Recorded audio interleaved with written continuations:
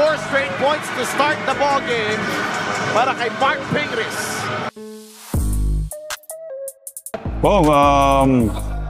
Tingin ko, para sa amin mas gagalingan namin kasi mas grabe yun ngayon.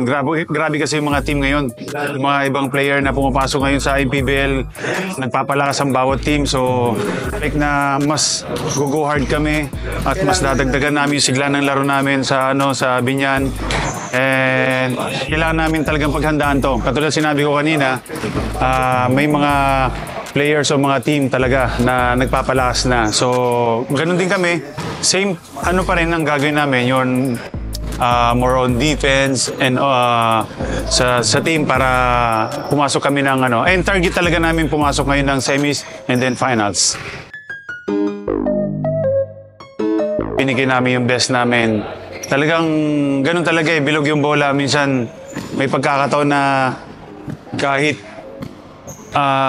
malapit ka na sa ring, hindi rin na ipapasok, yung mga ganun na mistake. So yun yung pinaghahandaan namin ngayon. Yung mga error namin dati, kailangan mabawasan yung mga ganun. Maganda yung pinakita namin nung last season namin. Talagang talas lang din talaga yung mga nakakalaban dito sa MPBL.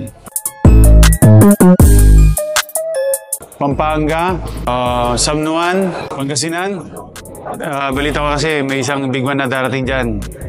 Talagang makakabangga ko yan. So, Masanan, ready ka na. Yun yung team na, hindi ko sinasabing mahina yung iba, pero yung top 3 ko sa tinitingnan ko ngayon. Discipline. Yan yung number 1 sa akin. Conditioning, discipline, iwas sa mga puyat.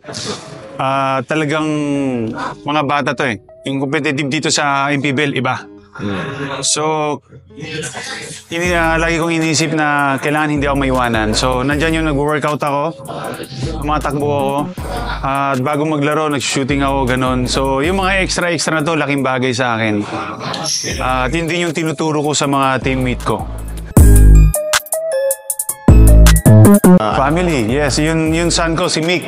Kaya ako naglalaro ulit ngayon dahil gusto, kasi mas ngayon niya naiintindihan yung basketball Hindi katulad nung bata siya. Ngayon nakikita niya na. So nakikita niya sa akin kung paano magpakondisyon. Minsan sumasabay siya. Paano mag-shooting. Minsan inaabutan ko siya.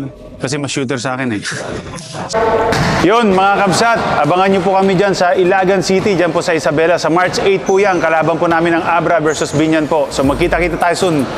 God bless po mga kabsat.